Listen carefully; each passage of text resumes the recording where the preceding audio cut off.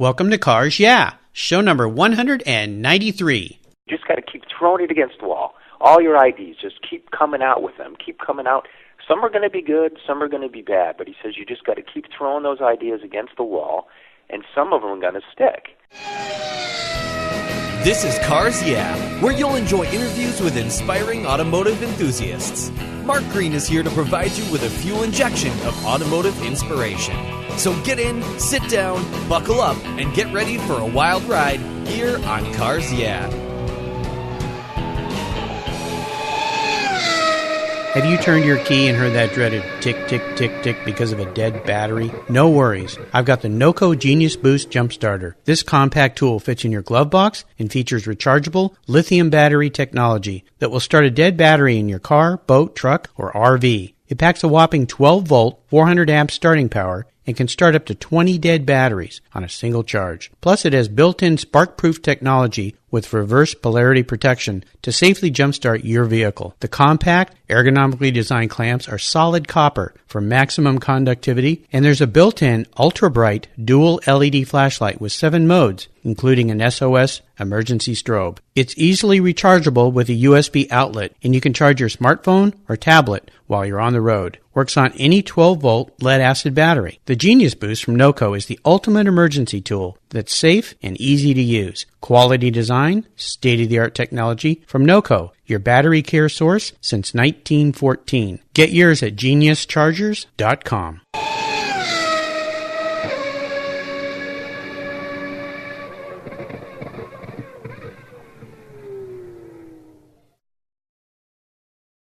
Hello, automotive enthusiasts. Today I am so excited to introduce a very special guest, Scott Jacobs.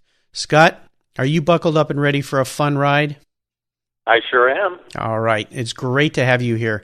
Scott Jacobs is an artist whose passion for Harley Davidson motorcycles is reflected in his paintings. Whether it's a Harley Davidson motorcycle, a classic car, a fine bottle of wine, or a delicate flower, Scott's attention to detail supersedes all expectations. Every detail is perfection right down to the reflections in the reflections. Scott was the first artist to be officially licensed by Harley Davidson, and his work has been featured in numerous magazines, including VQ Magazine, American Iron, Art Business News, Easy Rider, Airbrush Action Magazine, and many others. His work is commissioned and collected by celebrities. He's painted numerous portraits, and his work appears in galleries and collections around the world. Scott, I've told our listeners just a little bit about you. Would you take a moment and share a little more about your history, your career, your interests, and of course your passion for automobiles and motorcycles? I sure can. I mean, I started my career as an artist back in 1973 is the earliest piece of art that we've been able to find with a date on it. And, oh, wow. Back then, I was doing mostly, pencil drawings and things like that. And then my high school actually noticed my artwork, my drawings on the cover of my book covers and things like that. Yes. You remember how you used to take like a paper bag and you would cover your book with it to protect it? Exactly. Well, I did that with paper bags, but instead of just being a brown paper bag, I did these intricate drawings, and one of the teachers in school had noticed these intricate drawings, and they said that we're looking for an artist for the school newspaper to do a illustration every week, and would you be interested? So that became the first time in my life as an artist that I had to think about art every week. I had to come up with a new concept. If it was Thanksgiving, maybe I did a drawing of a turkey or something like that. And, sure. Around the Super Bowl, I remember doing a drawing of Joe Namath throwing a football and things like that. So that's when it all started. And then shortly after that, I don't know if you knew that back in 1978, I actually opened up my first retail gallery in New Jersey. Oh, wow. A gallery called Reflections on Canvas. And it turned into a chain of 3 galleries throughout that area, and super successful for 20-some-odd years. And the only reason I got rid of them and sold them is because I got to the point where my art, my paintings, were taking so much time of mine that I really needed to concentrate on that full time. So I decided to sell the businesses and just paint full time, which I've been doing for the last 20-some-odd years, straight now since the mid-'90s. Wow, very Pretty cool. Incredible. Yes, it is incredible. to make a living in art is extremely challenging, and to do it for such a sustained long period of time is even more so. Now, you're known for a lot of different genre, if you will, but motorcycles seem to be one of your passion. And since we're on cars, we could call it motorcycles, today. Tell me a little bit about Harley Davidson and your relationship with them and the work that you do with Harley Davidson paintings. I've been riding motorcycles since I was 15 years old. I got a motorcycle. First thing I actually really loved was a new motorcycle, because before that, any car I had were pretty much beat up old pieces of junk. At 15, 16 years old, when with $400, I remember I bought my first car with. You don't get too much for $400 even back in the 70s. Yeah. But I really got into bikes. I really loved that feeling of speed and that motorcycles, that quick acceleration. And as far as Harley Davidson, I had been painting, to go back a little bit more to my painting background. For a long time after I started drawing, I got into celebrities' portraits. And I started doing all these celebrity portraits, everybody from Malcolm Forbes to Kim Alexis, Kathy Ireland, Madonna, Michelle Pfeiffer. I did these portraits. I did even 3 of them for Joan London, who used to star in Good Morning America on ABC. Yeah. And it got to the point, though, if you think about it, those are only originals. The only way for an artist really to make great money is to either charge a fortune for your originals and be successful selling them, or to think outside the box and paint something that more people are going to touch. People that are going to buy limited edition prints. They're going to buy posters. Maybe they're going to buy a puzzle with the image on it. And I knew that wasn't going to be a portrait of Malcolm Forbes standing. Probably not. Yeah. So then that's when I started to think about, where do I need to go? And so one of the guys that actually works for me now for the last 20 years, he said, you're into bikes. Nobody's painting motorcycles. Why don't you think about maybe doing some Harley Davidson paintings, and let's market those and see what those look like. Because prior to that, after I was doing these celebrity portraits, I started dabbling in doing car paintings too. Mm-hmm. I started doing these realistic paintings of parts of cars, like the back wing of a 1959 Cadillac, which had been painted by many people over the years, and all these really in-your-face close-ups of really unique sections of these unique cars. And people started loving those. It started touching more people. People were like, oh, yeah, I'd love a print of that. And then when I started painting the motorcycles, Harley Davidson took notice of my work back in the early 90s. And like you said earlier in your intro, I became the first artist in the world licensed by Harley Davidson. Very cool. Which basically license, I don't know, if people don't know what that means that I've got the rubber stamp from the motor company to do fine art paintings of their bikes on canvas. And then these images can be used for all kinds of products that are sold through Harley dealers and shops that are authorized to sell Harley products all over the world. And in return, I get royalty payments for every, pack of playing cards, every collector plate, every shirt, every puzzle, every, cup, whatever it is that my work, appears on. I get a little piece of it. Nice. Which has afforded me, the lifestyle that I've had for the last 20-some-odd years. It's been an amazing journey. As we continue in your journey, I always like to ask my guests for a success quote or a mantra. And this is something that's been instrumental in forming your life and your success. It's a great way to get the tires turning here on Cars Yeah. So, Scott, I'll say take the handlebars instead of the wheel.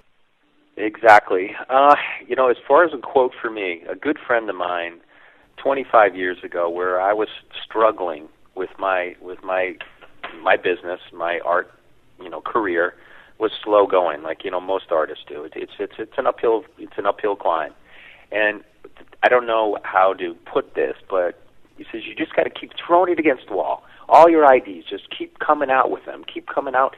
Some are going to be good, some are going to be bad, but he says you just got to keep throwing those ideas against the wall, and some of them are going to stick, which is really true, because I did the portraits and they did okay, but then when we came up with the idea of Harley Davidson, that stuck, and that stuck really good. And then since then, I've also come up with ideas. I do wine art, I do car art, I do the Harley art, I do florals, I do a series of women in masks. And so those 5 ideas, those 5 genres of my art have all stuck, and they've stuck really good on the wall. And so that would probably be the quote that a friend made to me. Don't get discouraged. Just keep throwing out those ideas. Just keep coming out, and something's going to happen. People are going to make notice of your art, which is really true, because you might go to a show, on the road where maybe you sell 2 pieces, but now those 2 people, they see you're in town again, and they bring a couple other people. You got to come down and see this artist's work. I got one of his pieces last time he was in town. Yeah. And then now maybe you sell 4, and you build on that, and that's something that I think every business has done, and since day one, is to build on that client base. Right. You keep everybody happy and just keep building on that, one person at a time, and that's what I've done, and that's how I've become successful. Fantastic. Great advice from your friend. I'll bet you're happy that he shared that with you. Yeah. Because so many people, things don't happen too, quick. Sure. And if it doesn't happen quickly for you, you can't be discouraged. Yep. You really have to follow your dream. And if you are patient enough to have it happen, most likely you're going to realize that dream. Yep, great advice, especially for young entrepreneurs or people that want to work in this field of automotive and are passionate about it. It does take a lot of work. I hear that from all my guests. The ones that have been around and successful like you have said many, many similar things. So it's that stick-to-itness that we have to make these things fly. Would you share a story with me that instigated your passion for cars or motorcycles? If you could tell me about that pivotal moment as you remember in your life when you really knew you were a car or a bike guy. I think it was the first time. I think I was about 12 years old, and a buddy of mine took me out in his 69 Mustang fastback, had a big motor, and it had the big tires, and it sounded amazing, and I didn't have my license. I was just a kid, and I remember sitting in that, and just that feel of power, that feel of acceleration. And I knew soon as I could get my license, I wanted to have a car that made me feel like that, because it was just a trip. Yeah. It's like the motorcycles I had back in I think it was 81 or 82, I had the fastest motorcycle made in the world at that point, which was a Suzuki GS 1000. I was going to say, probably GS, yeah. It was crazy. Yeah. I mean, if I hit that thing and gave it acceleration as fast as I could, it was actually hard to hold on to the handlebars. Yep. I felt like I was going to be launched off the back of the thing. Yeah. I did a lot of really stupid things on that bike going fast. And I remember one time being clocked by a cop at 126 miles an hour. Uh-oh. Going through a park. I had floored it through, and I got pictures in my book, actually. There's a picture of me the day that I did it, right before I got pulled over. Ouch. And he says, I clocked you at 126. So in the book, it says how fast I was going, because the cop told us how fast I was going. That's probably the pivotal moment that really made me feel like, I'm into cars. I just love the way they look, too. I think they're sexy. Sure. And every car I've always had in my entire life, it's always clean. It's clean all the time. Maybe I overwash them, but to me it's such a huge investment for me, and you're proud of it. And there's nothing like a beautiful car sitting out there on the side of the road that's all covered in dirty raindrops and stuff. It kills your experience of looking at that beautiful vehicle. So I know the way I feel about looking at other people's pretty cars, and I want them to feel that way about my cars. Yes, absolutely. I write a blog each week here on Cars Yeah, and my blog this week was titled Cars as Art. And I talked just about that and how cars are really sculptures and how they're designed and so forth. So I agree with you. Scott, what I'd love to do now is take a look at some of the roads you've driven down. Being an artist is fraught with challenges, and trying to make a living being an artist is even more difficult. Would you share with us a huge challenge or even a great failure that you faced in your career? But the most important part of this is how you overcame it and what you learned from that. I'll get personal for a couple minutes. Probably my biggest challenge was my parents. My mom and my dad were both alcoholics, and I struggled with their verbal abuse to each other, and my dad being pretty strict, and he was the kind back then, growing up, it was okay to hit your kids, and my dad was pretty physical with everybody in there, and he was never encouraging to me at all. When I told him I wanted to, open up my own gallery, he said, "Oh, you're a failure. You're never going to amount to anything." He didn't encourage me in any way. Oh my goodness. To go on this journey on my own. Mm-hmm. And I think one of the things that made me successful and made me fight through the lean times, as a young gallery owner, was because my parents, more my dad than my mom, told me I'd never amount to anything. I wanted to prove them wrong. Yeah. So here I'm, 19 years old, and basically I took all the money I had, and I bought an art gallery where this woman that owned it, I had been working for her at the time, and she met a very wealthy man, and this wealthy man did not want her to work anymore, so he wanted her to sell this gallery that I worked in. Mm-hmm. And so they found nobody to buy it at the time for what they wanted. So I just jokingly one day, I said, well, I've got $3,750 saved, I'll take it. Yeah. And a couple of days later, they said, okay, we'll take your offer. And so I bought this gallery. Wow. I got all the inventory, I got the framing machines, all the tables, all the molding, all the art, everything. Yeah. And they were asking like 160 or 170 grand for it, as I remember.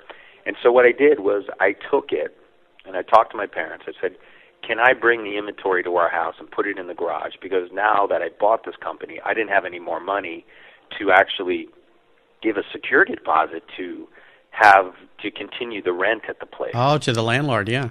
Yeah, so I had to let the gallery close, even though I just bought it. But what I did get was I got the mailing list. Sure. The customer list. All the addresses and everything like that. And what I did is I did a mailer. People actually made appointments. They came over to my parents' house. They picked out framing in the dining room. I framed the stuff in the garage. Oh, my gosh, and wow. Then, over the next year, I was able to collect enough money to actually open that gallery. So at 19, I opened my first gallery. Oh, my gosh. And then at that point, my parents started seeing that, maybe this guy is a go-getter. Maybe, so they started encouraging me a little bit more. Mm-hmm. But to answer your question, it would be my parents. My parents were the biggest thing to overcome.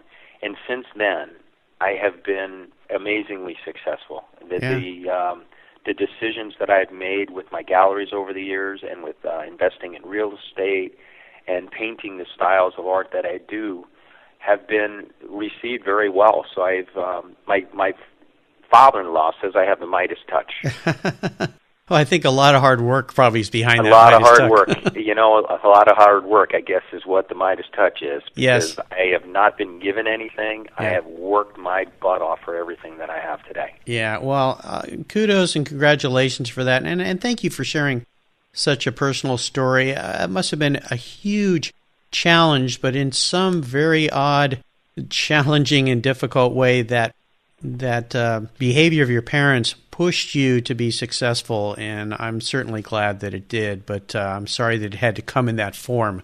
Awesome that you pushed through it and you become the success you are. That is tremendous. Let's shift gears here and go to the other end of the spectrum. I'd love for you to share a story when you had one of those aha moments in your business. It's one of those times when you go, you know what, I think this idea is really going to work, as you say, throw it on the wall and see if it sticks. And tell us the steps you took to turn that aha moment into your success. I think the aha moment was what I talked to a few minutes ago. The aha moment was going from doing the portraits into other imagery that attracted more people. Mm-hmm. It was the cars, it was the motorcycles. Because you're painting and you're struggling, and then all of a sudden, for any artist, it's imagery driven. Yep. People want to hang on their wall what they enjoy looking at. And if you think about all your favorite things, I paint my favorite things. I paint wine, I paint cars, I paint motorcycles, I paint women I love painting women in these masks because I think women's eyes are just incredible. It's eyes to their souls and things like that. Sure. And I love flowers because what Mother Nature has done with flowers it blows me away. There's some flowers that I paint, and I'm looking at this photo reference sometimes, and I'm thinking, I cannot believe this is actually a real thing. Yes, yeah. Some flowers are crazy. Yeah. But I would say my aha moment was when I actually finally realized that I needed to paint something that was going to attract more people to my work, and then the sales just started coming in because I was painting the right thing finally. Yeah. Some artists, there's artists out there that paint for themselves. Mm-hmm. They don't care if they ever sell a painting. They just paint because they love to paint. They don't care if other people like it. But me, I'm a businessman, and for me as an artist, I need to paint things that people buy because this is my life. This is my livelihood. Sure. So if I was painting things that if I was still doing celebrities' portraits, maybe I'd be living out of my car. I don't know. Yeah. But because I'm painting things that people want to hang on their walls, I become successful. Right. Well, you found something that's marketable, if you will. Exactly. And I've had many artists here on Cars Yeah who've been similar in respect that they are passionate about vehicles. You have passions with wine and masks, women's eyes and flowers and all these other things. But they've said the same thing, that they realized they needed to paint things that other people would really love and enjoy, and not just what they love and enjoy. And all of them have become successful in their own rights in many ways because of the same aha moment that you shared with me. So that's fantastic. I'm sure you've had many proud moments in your career. Is there one that stands out that you could share with us as the most proud? My most proud moment would be opening my first gallery at 19, and my grandfather being the first person coming across. We had like a ribbon across the stairs as you walked into the gallery, and cutting the ribbon, and my grandfather being the first person to come in and buy a piece off the wall. Very cool. That was just that was amazing. Yeah, I'll bet. What a memory. Because I was nervous. I mean, I was excited. You know, I took all the money I had, and I invested it in myself and my belief that I could be successful. And you know, you put it out there, and you're hoping that people are receptive to it, and then they come and join in this journey that you just started, and people came. Yeah. Well, I understand. It's a lot like what I'm doing here with Cars Yeah, and I'm always grateful for people like you, Scott, and the other numerous number of guests who've come on the show here. It's like, oh, wow, somebody has a little interest in this, so they'll follow me along the journey. So I understand the feeling. Fantastic. And it's great that it was your grandfather, too. That's even better. Let's have a little bit of fun here. Could you share with me your first really special car? And since you're into bikes, I'll say it could be a bike, too. And maybe share a special memory you had with that vehicle.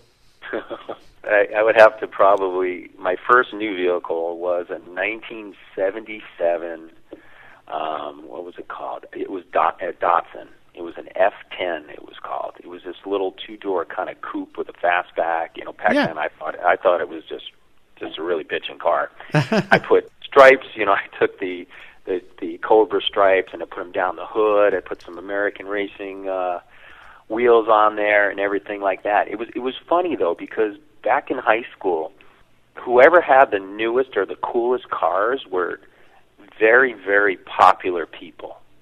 Mm-hmm. And this one guy had a 454 Pontiac Firebird with a big bird on the hood. He was the coolest guy. And so here I get this new, you know, F10, which had, you know, a four-banger in it, and I think top speed was 27 miles an hour. But it's funny because one night my neighbor calls up and they said, "Did you pour pink paint all over your car?" Oh, no. And I'm like, she calls me from across the street, you know, it's at night. Yeah. And I'm like, "What are you talking about?" And she goes, "Well, there's pink paint all over your car in front of the house. It's dripping in the street." Oh, no. And so I'm like, "What?" So I get up, I look out my parents' window, I see it, I'm like, "Oh my God, what the hell's that?" So I run downstairs. Sure enough, somebody took a bucket of pink paint and threw it all over my brand new car. Oh, no. We had found out a couple months later that it was the guy with the Firebird. Why would he do that? What? Because he had the coolest car, and I guess somebody must have said, "Oh, have you seen Scott's really cool car?" I had cool wheels on there. It sounded great. Oh my gosh! Looked great. Wow. And so he had painted that car and another car gray. He painted mine pink though. Oh, jeez. And it had been drizzling that night though, so it kept the paint moist enough, so we were able to actually wash it off. Oh, good. Okay. Got all the paint off, except for what went down into the engine and, you know, got all over the engine and everything. So, yeah. And we had a huge spot in the street of pink for a long, long time in front of the house. Oh, what a terrible thing to do. You know, those cars, you don't see, well, of course you don't see them now. They probably all rusted away, but that F10 was really unique. If I remember the back window, it was like a hatchback type thing or something. It had a really kind of funky curved glass window or something in the back. Yeah, it did. And I put remember those louvers you could get? Like on the Mustang? Yeah, I had louvers on the back window and everything. It was a cool-looking little car. It had, you know, fog lights, you know. Had those yellow fog lights on the front. Oh, yeah. Yep, I remember. Very cool. That was a cool car, and, you know, I'll tell you a close second, though, is 19 years ago I did this commission for a gentleman that had a huge American car collection, and he had this huge collection of neon signs also in his garage. And I went there to do a painting of a 1958 Corvette for him. And while I was there looking at the collection, he goes, "Are any of these cars that you like?" And I was like, wow, yeah, my two favorites would be this, 1962 Impala SS and this 1967 Ford Galaxy XL convertible, which is the big two-door convertible. And by the end of that weekend, I actually bought the Impala, and I actually bought the 67 Ford XL, which I still have today. Oh, wow. And that XL, I would say, that's definitely my second favorite. Very cool. How about seller's remorse? Is there a car you've had or even a bike that you let go that you wish you had back in your garage? That 62 Impala SS. 60. Okay. Yeah, that was beautiful. It was icon gold, with the waterfall speaker in the back. It still had the original plastic on the seats from the collection. Oh my gosh. Yeah, this guy had an amazing cars. He had a guy that full-time just travels around the country trying to find cars of that caliber. Yeah. And that's all he had in his collection, were ones that were rust-free, that had never been hit, that were just immaculate. Very fun. Wow. So that's 62. And the only reason I got rid of that, and also another one would be a 98 Bentley Continental that I had too. And the reason I got rid of the Bentley was because my daughter said it looked like an old man's car. Oh, the things our kids can do to us. Yeah. Fun. Yeah, the Impalas are cool. They had the 3 lights on each side in the back, 6 total lights, I think. It's been a while since I sold it, probably 10 years now. But yeah, and it was convertible. It had a white convertible top. And very cool. It was beautiful. My wife also encouraged me to sell it because it didn't have seat belts in it. Oh, yeah. And like when my kids were in the back, you go around and turn, they would slide one side to the other. And it just wasn't the safest car to be driving your kids around. I understand. So. I had a 66 Mustang Fastback, and same thing. So I ended up installing seatbelts in the back because my wife said, they're not riding back there. I'm not going to let you. So we put some seatbelts in the back. Worked out really well. How about current projects? Is there one you're working on right now that really has you excited and fired up? Actually, I'm getting ready to. I actually just photographed it a few weeks ago. I came up with this idea for a painting that I've never seen anybody do it, and then I photographed it 3 weeks ago, and then 2 days ago I see another artist post a photograph on Facebook of the idea similar to the idea I had, which I'd never seen. And I had told a few people about my idea. And a few of these people are friends with this other artist. Oh, okay. So I'm wondering if somebody mentioned it, saying, oh, Scott Jacobs came up with this great idea. So now, if he paints the same idea, we're going to have two similar things out there. I don't want to say what it is, but I don't want to kill that. But as far as projects right now that I'm most excited about is the 75th anniversary piece for Sturgis. Nice. Which I'm starting this week.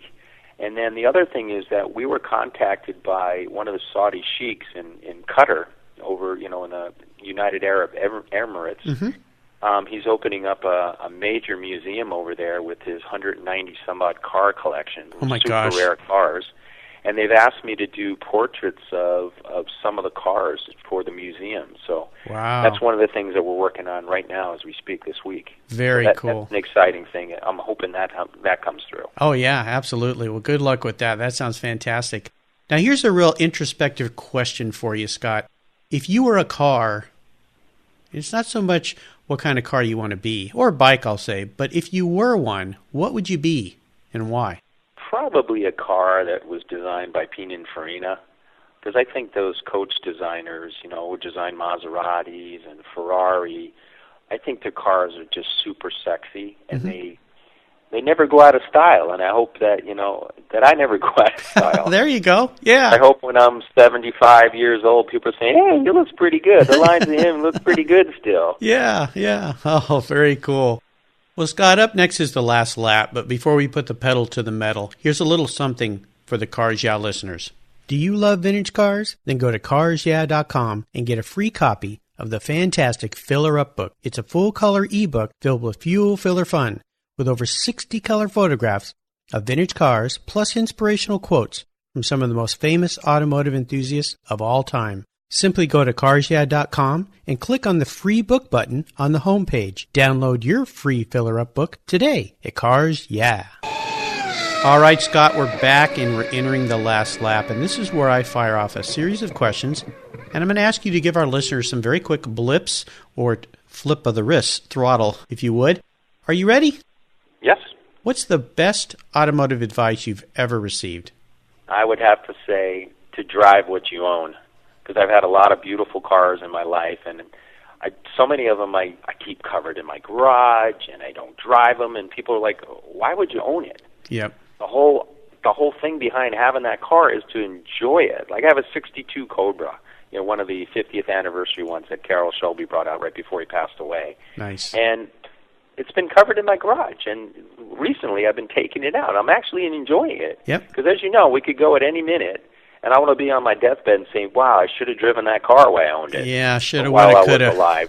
Yeah. So I would say enjoy what you have, because there's so many people that don't. You see these gorgeous cars that are 5, 6 years old that are, people sell these exotic cars that they got, 2,000 miles on them. It's like, did they really enjoy that? Yep. No, it's great advice. Every car I've sold that I've enjoyed as it's driven away, I've thought, why did I save it for that guy? I should have driven it more. Should have enjoyed it more. So great advice.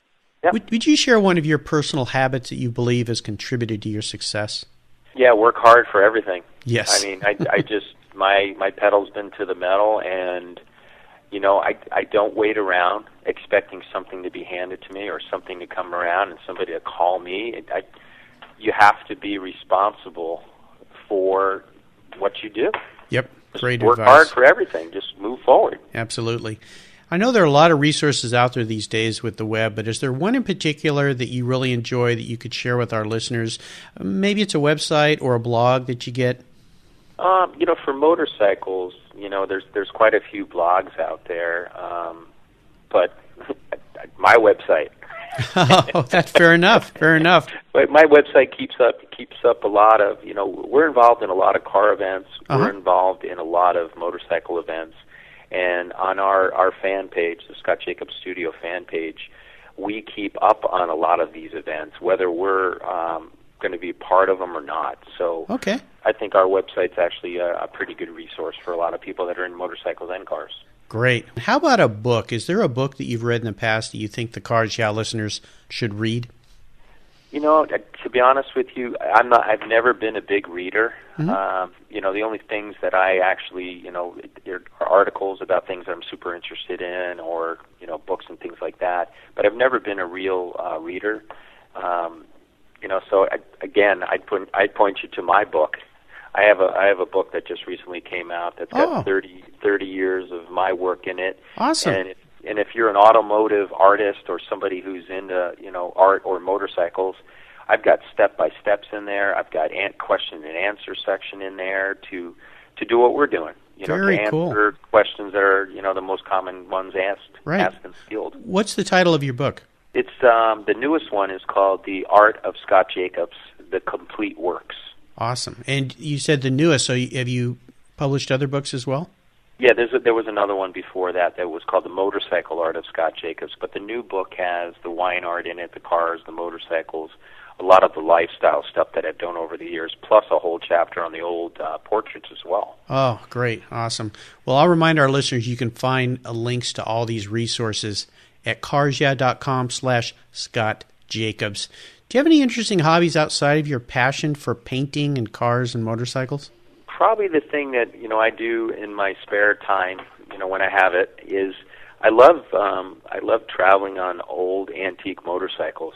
Oh, wow. My wife and I we share the same passion, and we've had the honor of the last couple years to do the Cannonball race, which is a coast-to-coast motorcycle race. And this past year, we went from Daytona Beach, Florida, all the way to Tacoma, Washington. Wow. 4,000 miles. I did it on a 1926 Harley, and my wife did it on a 1936 Harley. Are you kidding me? Oh, my gosh. No, 4,000 miles. She came in second in the women, and I came in third in my category, and I came in seventh overall out of 110 racers. Wow. And I had a perfect score. And the only people that were ahead of me were people that had older motorcycles. Man, oh, well, congratulations. Amazing. That must have been one heck of a trip. It's amazing. Oh, my God. I can't believe I've had the opportunity to do it twice now. Oh, fantastic. All right, Scott, we're up to the checkered flag, and this last question can be a real doozy for some people. If you could have only one collector car in your garage, but money's no object, today I'll buy you whatever you'd like, but you can't sell it to buy a bunch of other cars or bikes with, you're going to have to keep it. What would that one vehicle be, and why? I think it would be my 1967 XL convertible, my Ford Galaxy convertible. Oh, I've had the car 19 years. It's been amazing. It's never broken down. It's been perfect. And it's one of those cars, out of all the cars I've had, I have a Cobra, I've got a Maserati, I've had Bentleys, I've had all these beautiful cars. I've had more compliments on that car than any car I have ever owned. It's beautiful dark blue with a white interior, and it's just gorgeous. And I think the reason why is because everybody would love to own that car.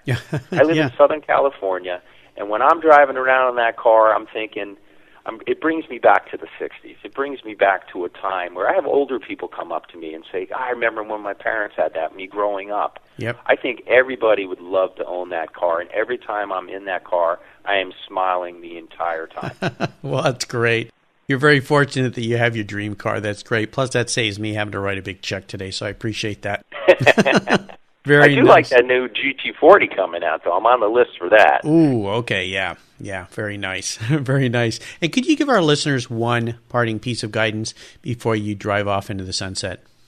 I'd have to say my parting piece of guidance was to be happy where you are. Be happy with what you have and how your life's going, because there's so many people out there that are always wanting more and disappointed because they don't have more, and you got to be happy where you are in life. Very good. With your friends and with your family, and it's very, very important. Be content. Great. And content. And what's the best way for our listeners to learn more about you and to see more of your art? For people who want to see more of my art and want to see more of me, if you want to really see who I am as a person, you should go to YouTube and just put in Scott Jacobs, Secret Millionaire. I don't know if you know that I actually starred in ABC's Secret Millionaire on TV. No, cool. And there's one of the episodes ABC actually has on YouTube now, and it's just an amazing experience. But as far as seeing my art, you can go to scottjacobstudio.com. That's my website. Mm-hmm. Or if you want to follow us and you want to keep updated on all new releases that I do and the shows that we do around the world, just Scott Jacobs Studio on YouTube or on Facebook is our fan page, and we update that daily. All right, great. Well, I'll remind the listeners that you can find all these great links at carsyeah.com/Scott Jacobs. Just put Scott in the search box, and his show notes page will pop up with all these links. Scott, thank you for being so generous today with your time and your expertise, and for taking me on this journey about your life and painting and art. It's been fantastic. It's been a total pleasure for me. Well, thank you. Until we talk again, I'll see you down the road. All right, thank you. You have a great day now. You're welcome. You too. All right, bye-bye. Thank you so much for joining us on today's ride here at Cars Yeah. Drive on over to carsyeah.com to find show notes and inspiring automotive fun. Download your free copy of Filler Up, a fun book filled with gorgeous photographs of fuel filler fun, including quotes from more inspiring automotive enthusiasts. Download your copy today, and we'll see you next time on Cars Yeah.